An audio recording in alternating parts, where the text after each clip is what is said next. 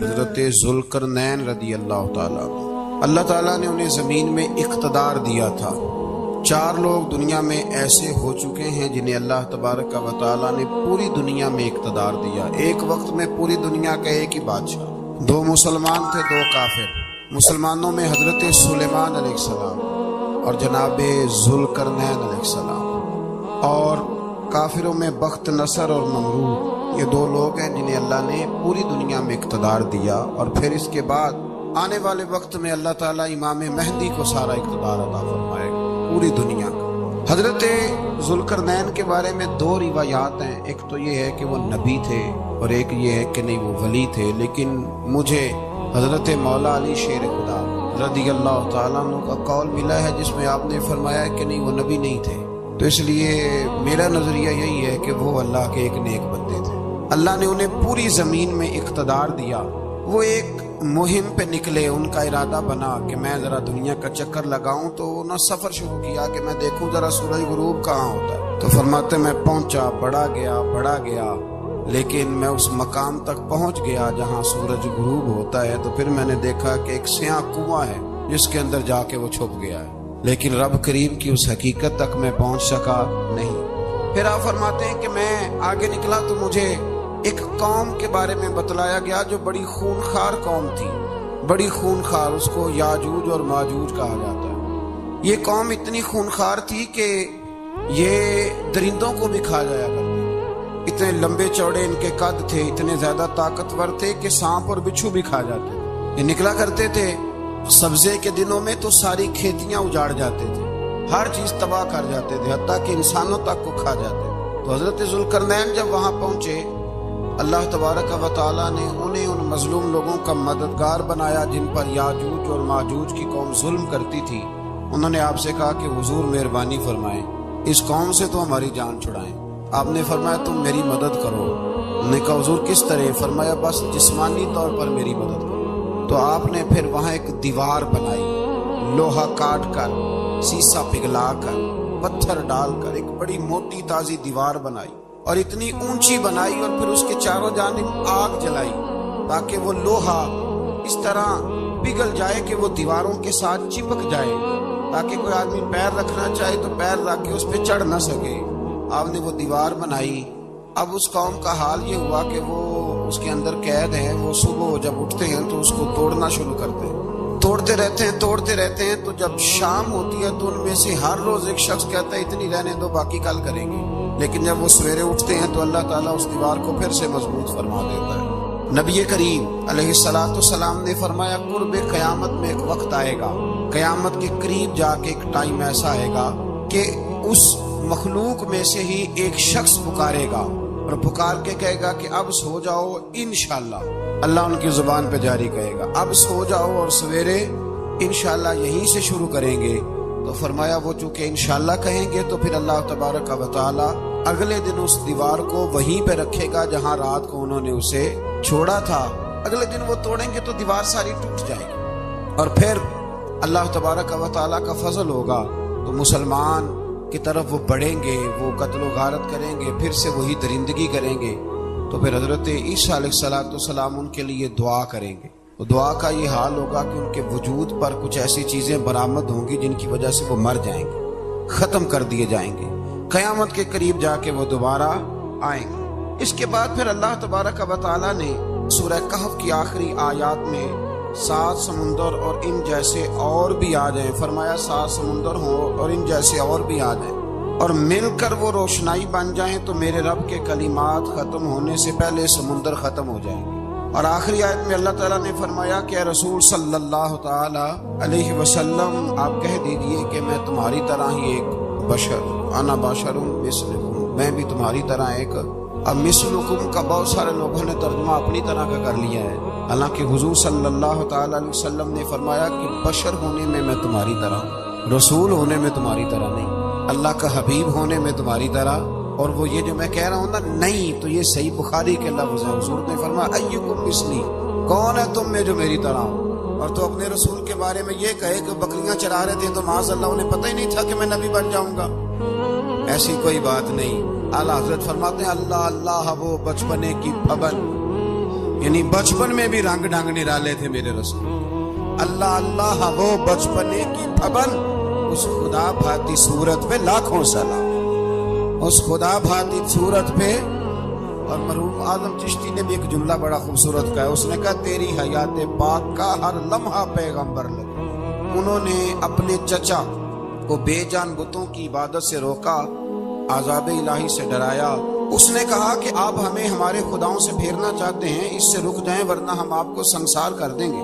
ابراہیم علیہ السلام نے کہا کہ میں آپ کے لیے اپنے رب سے استغفار کرتا رہوں گا، وہ مجھ پر بہت مہربان ہے۔ تو اللہ تبارک و تعالیٰ نے انہیں اسحاق علیہ السلام بیٹے اور یعقوب علیہ السلام پوتے کی بشارت دی، اور یہ بھی فرمایا کہ یہ دونوں نبی بھی ہوں گے۔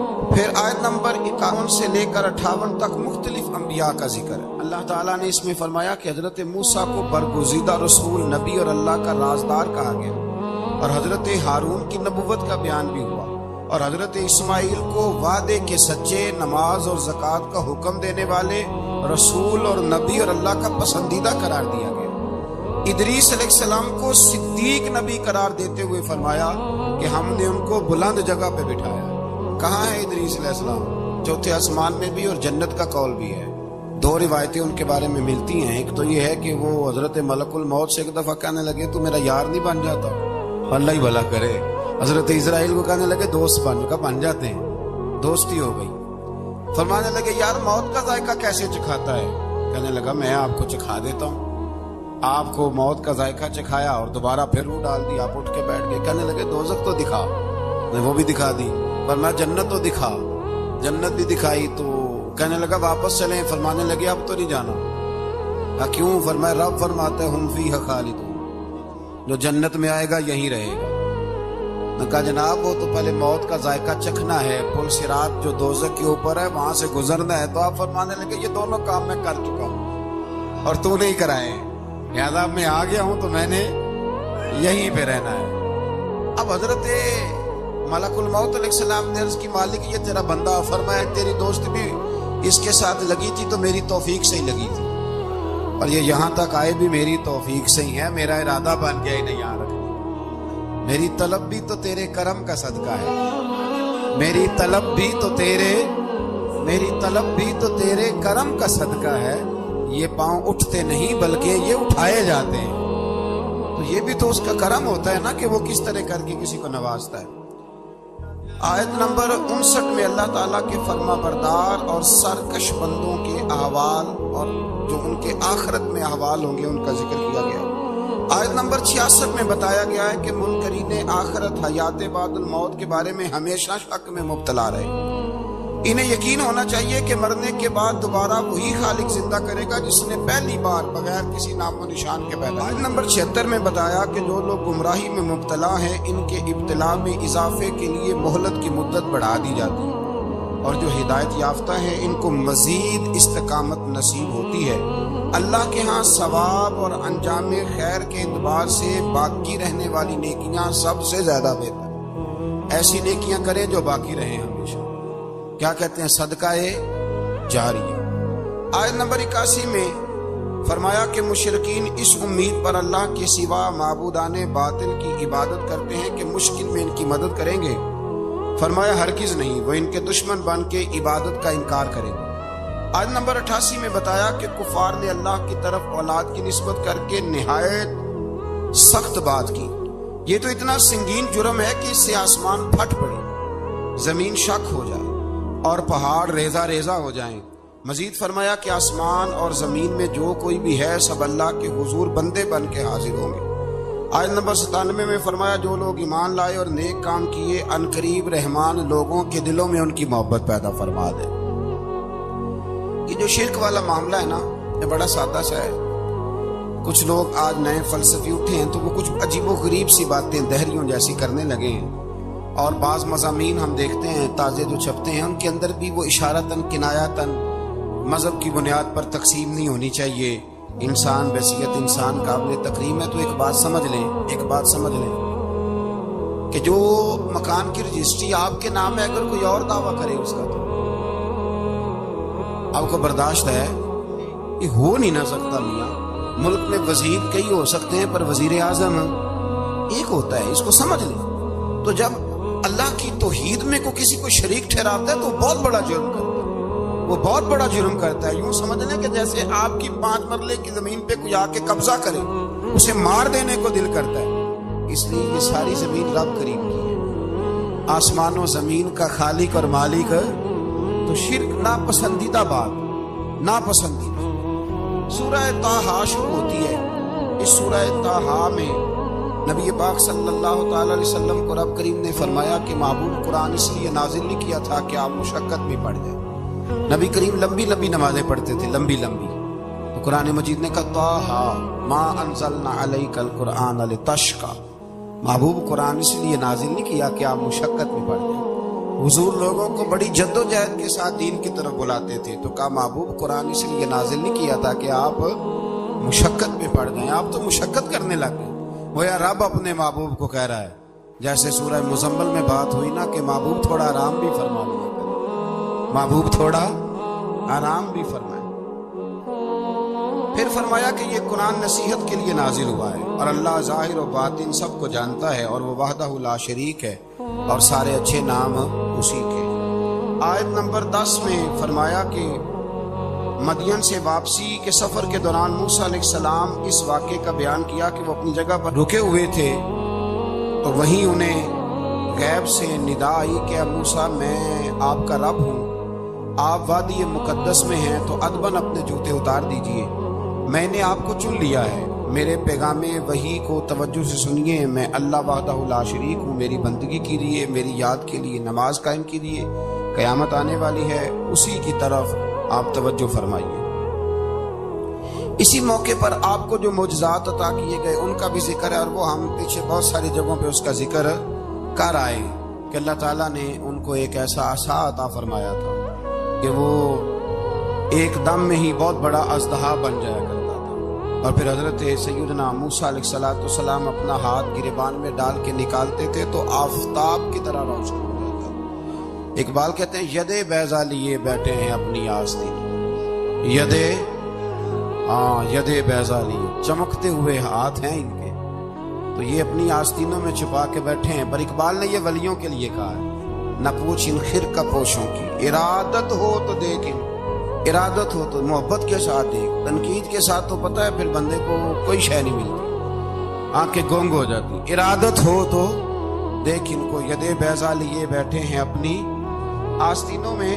پھر اللہ تعالیٰ نے نا حضرت موسیٰ علیہ السلام کو حکم دیا تھا کہ فرعون کو دعوت دے، تو حضرت موسیٰ نے دعا مانگی جو آیت نمبر 25 اور 28 میں موجود ہے، رب اشرح لی صدری ویسر لی امری واحلل عقدۃ من لسانی یفقہوا قولی، اے میرے رب میرے لیے میرا سینہ کھول دے، میرے لیے میرا کام آسان کر دے، میری زبان کی گرہ کھول دے تاکہ وہ لوگ میری بات کو سمجھ سکیں۔ یہ آپ نے دعا فرمائی، اور آگے جا کے مزید آپ نے التجا کی کہ میرے خاندان میں سے میرے بھائی ہارون کو اس مشن میں میرا وزیر بنا دے تاکہ مجھے تقویت ملے، اور اسے میرا شریک کار بنا دیجیے۔ اللہ تعالیٰ نے ان کی اس دعا کو قبول فرما لیا۔ آیت نمبر 38 سے حضرت موسیٰ علیہ السلام کی پیدائش کا ذکر ہوتا ہے، اور یہ تقریباً آیت نمبر 76 تک چلتا ہے۔ واقعہ آپ نے پہلے بھی سنا ہوا ہے، اپنے لفظوں میں میں بھی عرض کیے دیتا ہوں۔ فرعون کو اس نے وہ خواب دیکھ لیا تھا کہ ایک ستارہ اٹھے گا اور پھر وہ گرے گا تو میری ساری سلطنت کو تباہ کر دے گا۔ نجومیوں سے اس نے پوچھ لیا، اس نے کہا کہ ایک بچہ پیدا ہوگا جو تیری سلطنت کو تباہ کرے گا۔ چاہیے تو یہ تھا کہ وہ توبہ کرتا، لیکن اس نے کیا کیا کہ اس نے بچوں کو قتل کرانا شروع کیا۔ یذبحون ابناءکم، ذبح کرا دیتا تھا تمہارے بیٹوں، اور بچیوں کو وہ زندہ رکھتا تھا۔ اللہ تبارک و تعالیٰ کی قدرت دیکھیے، رب بڑا ہی قریب ہے۔ آپ یقین کریں مولا کے دینے کے انوکھے ہی انداز ہیں۔ یعنی حضرت موسیٰ کوہ طور کے پاس آگ لینے جائیں تو اللہ تبارک و تعالیٰ پہلی وہی فرما کے نبی بنا لے۔ بھائی حضرت یوسف کو کنویں میں ڈالے تو رب وہاں سے نکال کے مصر کا حکمران بنا دے۔ وہ بڑا ہی بے نیاز ہے۔ مولا کے دینے کے انداز بڑے ہی انوکھے، بڑے انوکھے انداز میں نوازتا ہے۔ تو حضرت موسیٰ جب پیدا ہوئے تو ان کی والدہ نے پتہ کیا کیا، ان کو ایک صندوق میں بند کر کے دریا میں بہا دیا۔ اب دریا میں بہتے جا رہے ہیں تو ماں تھی تو پریشان بھی ہو گئی، ان کی ہمشیرہ کو کہنے لگی ذرا دھیان رکھنا کدھر جاتے ہیں۔ حضرت موسیٰ علیہ السلام دریا میں بہتے بہتے نا فرعون نے نا دریا کے کنارے مکان بنایا ہوا تھا. آپ کو پتہ ہے بادشاہوں کا ذوق ہوتا ہے. آج کل ہمارے جو حکمران ہیں انہوں نے اس کا نام فارم ہاؤس رکھا, میرا فارم ہاؤس, اور پرانے زمانے میں لوگ ڈیرا کہتے تھے. تو اس نے بھی اس طرح کا فارم ہاؤس بنایا ہوا تھا. وہاں پہ حضرت موسیٰ علیہ السلام تیرتے ہوئے تابوت کے اندر, صندوق کے اندر جا رہے ہیں. فرعون اور ان کی بیوی حضرت آسیہ بے اولاد تھی, بڑی تڑپ تھی بیٹے کی, وہ بھی وہاں کھڑی تھی. صندوق تیرتا ہوا آیا تو فرعون نے کہا کہ جاؤ پکڑ کے لاؤ دیکھو کیا ہے. جب وہ لے کے آئے نا تو آپ کی ہمشیرہ جو نگرانی کر رہی تھی پریشان ہو گئی کہ یہ تو اس کے ہاتھ لگ گئے, یہ تو اب مار ڈالے گا. لیکن جب خوبصورت اور چمکتا ہوا بچہ دیکھا تو بی بی آسیہ کہنے لگی یہ بنی اسرائیل کا ہے ہی نہیں, یہ تو پتہ نہیں کہاں سے بہتا ہوا یہاں آ گیا, تو ایسے ہی چھوڑ, یہ پتہ نہیں کہاں سے, رکھ نہ لیں. تو حضرت موسیٰ علیہ السلام وہ کہنے لگا نہیں انہی کے ہیں, موسیٰ علیہ السلام اسی کے ہیں. تو آسیہ کہنے لگی تیرے تو سر پہ نا بس بھوت ہی سوار ہو گئے, ہر وقت وہی لوگ تجھے یاد رہتے ہیں, یہ پتہ نہیں کہاں سے بہ کے آیا. اب رکھ لیا, مان گیا فرعون. آپ فرعون کے گھر میں جو اس لیے بچے مروا رہا تھا کہ میری سلطنت حضرت موسیٰ پیدا نہ ہو جائیں, تو اسی کے گھر میں پرورش پانے لگے, اسی کے گھر میں. اب عورتیں منگائیں گئی دودھ پلانے کے لیے, تو حضرت موسیٰ علیہ السلام کسی بیوی کا دودھ نہیں پیتے, تو آپ کی ہمشیرہ نہ وہیں دائیں بائیں گھومتی رہتی. تو کہنے لگی جناب آسیہ سے کہ میں ایک بیوی کو جانتی ہوں, بڑی صاف ستھری ہے, مجھے امید ہے یہ بچہ اس کا دودھ پیے گا. تو فرعون کہنے لگا دوڑ کے لا. تو اپنی والدہ کو لے کے آئی تو حضرت موسیٰ نے فوراً دودھ پینا شروع کر دیا. فرعون کو پھر تھوڑا شک ہوا. ایک روایت یوں بھی لکھی ہے بعض لوگوں نے کہ فرعون ایک دن اٹھایا ہوا تھا حضرت موسیٰ کی, ابھی تھوڑی سی عمر تھی, تو آپ نے اس کی داڑھی پکڑ کے تو ایک گھونسا دے مارا. جلالی تو شروع سے ہے نا. تو کہنے لگا آسیہ تو مان نہ مان یہ بچہ وہی ہے. تو حضرت بی بی آسیہ کہنے لگی کہ تجھے غلط فہمی ہے, یہ وہ نہیں ہے. اس نے کہا دیکھو نا یہ تو اٹھاتی ہے تو پیار کرتا ہے, اور میرے جب قریب آتا ہے تو اس کے لب و لہجے میں تلخی محسوس کرتا ہوں. اس نے کہا بچوں کو کیا پتا. خیر ایک طرف اس نے کھانے پینے کی چیزیں رکھ دی, ایک طرف انگارے رکھ دیے. وہ بھی حضرت آسیہ کہتی ہیں کہ تجھے سمجھ آئے بچے بچے ہوتے ہیں. حضرت موسیٰ بچے تو تھے پر تھے تو اللہ کے نبی نے, اللہ کے نبی تھے. جب اس نے کہا نا یہ بچے ہیں, تو حضرت موسیٰ علیہ السلام بجائے انگاروں کی طرف جانے کے نبی تھے, وہ سیدھے کھانے پینے والی چیزوں کی طرف بڑھنے لگے. فرعون کہنے لگا اب بتا. اللہ تعالیٰ نے حضرت جبریل کو بھیجا, انہوں نے کہا ادھر نہیں جانا آپ ادھر جائیے. تو آپ آگ کی طرف گئے اور ایک کوئلہ اٹھا کے زبان پہ رکھ لیا. تو آسیہ کہنے لگی سمجھ آئی, بچے کو کیا پتا کدھر جانا ہے کدھر نہیں جانا. اگر وہ اتنا ہی خیال ہوتا, وہی بچہ ہوتا تو آگ. اور بعض مفسرین نے لکھا ہے یہ جو حضرت موسیٰ دعا مانگتے تھے رب اشرح لی صدری ویسر لی امری, یہ وہ آگ کا انگارہ جب کوئلہ منہ میں رکھا تھا نا, تو اس کی وجہ سے زبان میں کچھ لکنت آ گئی. تو آپ دعا کرتے تھے کہ یا اللہ میری زبان کی وہ بند گرا کھول دے تاکہ میں کھل کے فرعون کے سامنے بات کر سکوں. وہیں حضرت موسیٰ پلنے لگے, وہیں پلے, وہیں جوان ہوئے, وہیں اللہ نے ساری دولتیں دی. بہن بھی ملی, ماں بھی ملی, اور سارے عزیزوں کا پیار بھی ملا. اسی گھر کے اندر اللہ نے پرورش کر کے فرعون کے ظلم سے بنی اسرائیل کو نجات عطا فرمائی. آج نمبر 77 سے موسیٰ علیہ السلام کو حکم ہوا کہ راتوں رات بنی اسرائیل کو لے کے نکل جائیں. انہیں اللہ کی طرف سے یقین دلایا گیا کہ ان کے لیے سمندر میں خشک راستہ نکال لیا جائے گا. فرعون نے ان کا تعاقب کیا اور سمندر میں غرق کر دیے گئے. اس مقام پر اللہ تعالیٰ نے بنی اسرائیل پر اپنے احسانات کا ایک بار پھر ذکر فرمایا. حضرت سعد بن ابی وقاص رضی اللہ تعالیٰ عنہ بھی ایک دن جہاد کے لیے نکلے تو رستے میں سمندر آ گیا. حضرت موسیٰ کی قوم کو نا سمندر نے رستہ دیا تھا, تو جناب سعد بن ابی وقاص سمندر کے کنارے کھڑے ہو کے, اب وہ لوگ پوچھنے لگے حضور کیا کرنا ہے. فرمایا کرنا کیا ہے, ابھی دیکھیں کیا ہوتا ہے. تو فرمانے لگے وہ سمندر و دریا, اگر تو حضرت موسیٰ کی نافرمان قوم کو رستہ دیتا ہے تو ہم تو رسول اللہ کے فرما بردار غلام ہیں, ہمیں بھی رستہ دے. تو 12 رستے بن گئے دریا میں سے. جناب سعد بن ابی وقاص لشکر لے کے گزر گئے, باہر گئے تو ایک دفعہ پھر صحابہ کو یقین دلایا. فرمایا کسی کی کوئی چیز تو نہیں رہ گئی دریا میں. دشت تو دشت ہیں دریا بھی نہ چھوڑے ہم, پہرے ظلمات میں دوڑا دیے. اب میں کیا کروں, علامہ اقبال نے ہر جگہ کلام لکھا ہے, ہر جگہ. یہ آپ کو پتہ نا, ایک صاحب مجھے بھی سمجھا رہے تھے, میں نے جمعے میں بھی وضاحت کی کہنے لگے آپ اقبال کی بڑی تعریفیں کرتے ہیں۔ میں نے کہا مجبوری ہے، وہ کام ہی تعریفوں والے کرتے ہیں تو ہو جاتی ہیں، کیا کیا جائے، عام دام برسر مطلب۔ تو حضرت سعد بن ابی وقاص نے پوچھا کچھ رہ تو نہیں گیا؟ کہا جناب پیالہ رہ گیا میرا مٹی کا دریا میں۔ حضرت سعد بن ابی وقاص کہنے لگے کوئی مسئلہ نہیں، ہم رسول اللہ کے غلام، اور اس پر بڑی دلائل ہیں، وقت نہیں ہے، آگے بڑھنا ہے۔ فرمایا او دریا، او ہمارا پیالہ تو واپس کر دے۔ تو ایک لہر آئی تو پیالہ بھی کنارے پہ پھینک گئی۔ تو اللہ تعالیٰ نے حضرت موسیٰ علیہ السلام کی قوم کو وہاں سے نجات دی۔ آیت نمبر 85 سے سامری کا ذکر ہے۔ سامری ایک جادوگر تھا۔ جب حضرت موسیٰ علیہ السلام تشریف لے گئے نا کوہ طور پہ، تو اس نے سونے کا ایک بچڑا بنا دیا تھا، اور اس کے منہ میں ایسی تاریں اس نے لگائی تھی کہ جب ہوا چلتی تھی تو وہ تاریں بجتی تھی، مفسرین میں لکھا ہے۔ تو بنی اسرائیل والوں کو یہ کہتا تھا دیکھو یہ بولتا ہے، تو بڑے کمزور ایمان کے لوگ تھے، اس طرف متوجہ ہو گئے۔ حضرت موسیٰ علیہ السلام واپس آئے تو انہوں نے پوچھا کہ یہ ماجرا کیا ہے؟ تو اس نے کہا کہ میں نے نا حضرت جبریل علیہ السلام کا گھوڑا جب چل رہا تھا تو ان کے پاؤں سے جو مٹی لگ رہی تھی وہ مٹی میں نے تھوڑی اٹھا لی تھی، اور وہ میں نے اس کے منہ میں رکھی ہے، جس کی وجہ سے اس کے منہ سے آواز ہے۔ مٹی کب اٹھائی تھی وہ بھی لکھا ہے مفسرین نے کہ حضرت موسیٰ علیہ السلام نے جب کہا نا بنی اسرائیل والوں کو کہ گھوڑے ڈالو اندر، حالانکہ رستے بن بھی گئے تھے، پھر بھی کہنے لگے ایسا نہ ہو کہ اندر جائیں تو پانی پھر آ جائے، تو یہ جاتے نہیں تھے، ڈرتے تھے، کمزور ایمان کے لوگ تھے نا۔ اصل مسئلہ نہ اندر کا ہے، آپ یقین کریں یہ بڑی باکمال بات ہے۔ میں تو اس نتیجے پہ پہنچا ہوں تھوڑی سی زندگی گزار کے کہ یقین اگر مضبوط ہو نا تو انسان کی زندگی کا ہر کٹھن رستہ آسان ہو جاتا ہے، لیکن جن لوگوں کے اندر مسائل بہت زیادہ ہوتے ہیں ان کے لیے بیرونی کوئی کام کرنا بھی بڑا ہی مشکل ہوتا ہے۔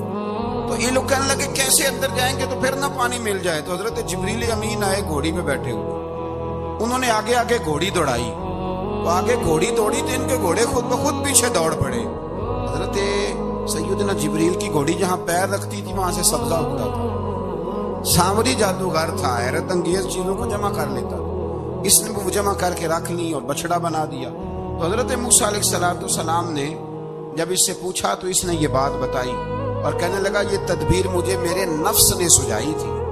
حضرت موسیٰ نے اس سے کہا تو یہاں سے چلا جا، زندگی میں تیرے لیے وحشت کی سزا ہے اور تیری سزا کا وقت آخرت میں مقرر ہے۔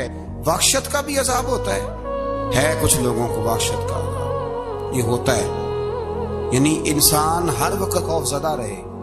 آیات بتاتی ہیں کہ اس پر کون سا عذاب ہے، اس پر ایک وحشت طالب ہے۔ اللہ سے دعا مانگیں اللہ تبارک و تعالی ان ساری آزمائشوں سے ہمیں محفوظ فرمائے۔ اسی تسلسل میں پھر قیامت اور سور پھونکے جانے کا ذکر ہے۔ آیت نمبر 105 سے فرمایا کہ لوگ آپ سے پہاڑوں کے متعلق سوال کرتے ہیں، آپ ان سے کہہ دیجئے میرا رب انہیں ریزہ ریزہ کر دے گا اور پوری زمین ہموار میدان کی طرح ہو جائے گی۔ آیت نمبر 109 میں قیامت کی ہولناکیوں کا ذکر ہوا اور فرمایا آج اللہ کی بارگاہ میں کسی کو مجال شفاعت نہیں ہوگی سوائے اس کے جسے وہ اذن شفاعت عطا کرے اور جس کے قول سے وہ راضی ہو۔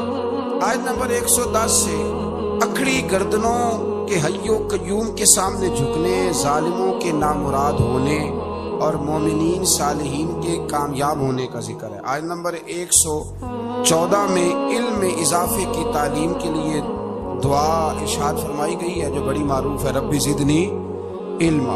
آیت نمبر 115 سے اس بات کا ذکر ہے کہ آدم علیہ السلام جو جنت میں درخت کے قریب چلے گئے تو یہ ان کی بھول اور اجتہادی خطا تھی، اللہ نے خود وضاحت فرما دی، اور انہوں نے قصداً اللہ کے حکم کی نافرمانی نہیں کی۔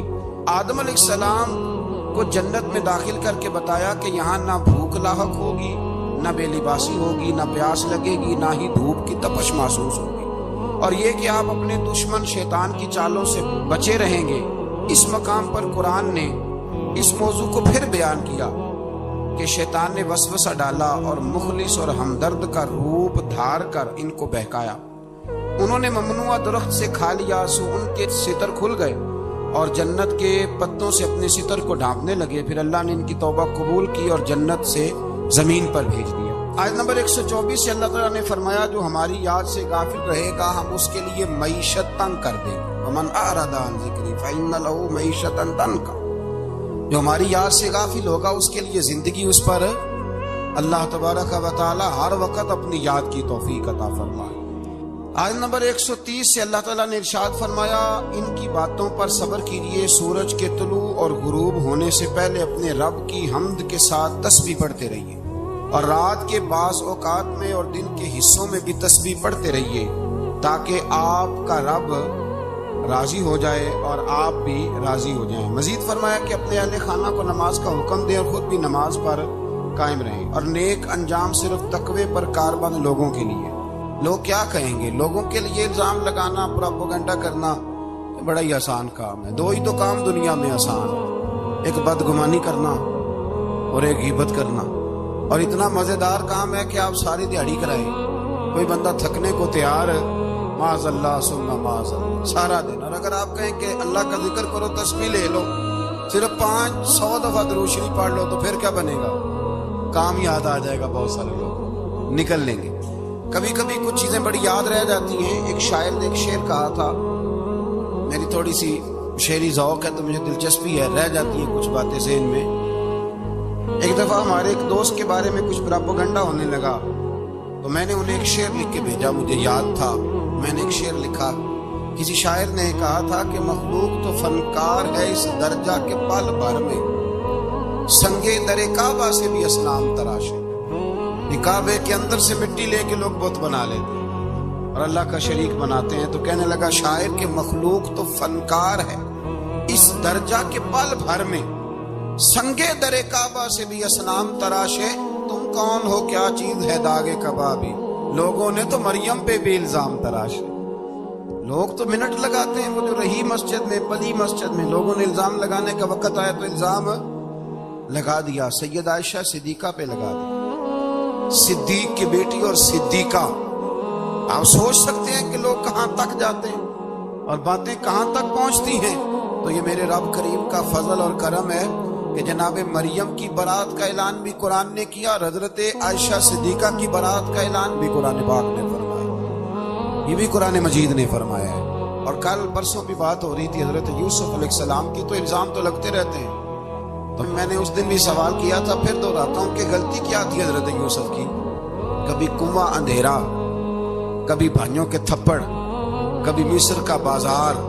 اور ذرا سوچو تو صحیح، جب بولیاں لگتی ہیں انسان کی تو کیا حال ہوتا ہے. اور پھر ذرا یہ بھی تو دیکھو نا کہ جب زلیخا نے الزام لگایا تو پھر کیا حال ہے.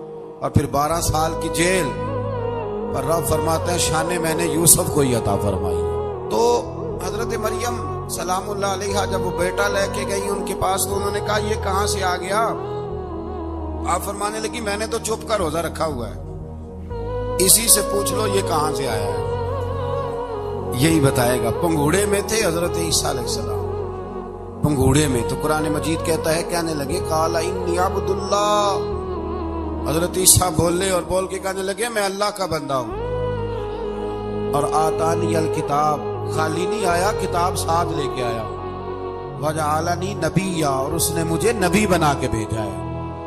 تو حضرت عیسیٰ علیہ السلام پنگوڑے میں ہیں تو کلام فرما رہے ہیں، اپنے نبی ہونے کا اعلان فرما رہے ہیں. اب اس بندے کے قریب جا کے اس سے سوال کرنے کو دل نہیں کرتا جو نبی پاک کے بارے میں کہتا ہے 40 سال کے بعد نبی بنے.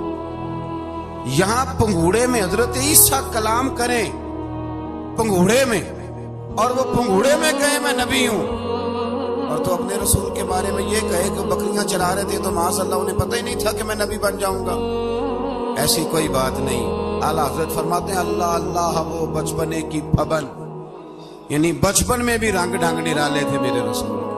اللہ اللہ وہ بچپنے کی پھبن، اس خدا بھاتی صورت پہ لاکھوں سلام، اس خدا بھاتی صورت پہ.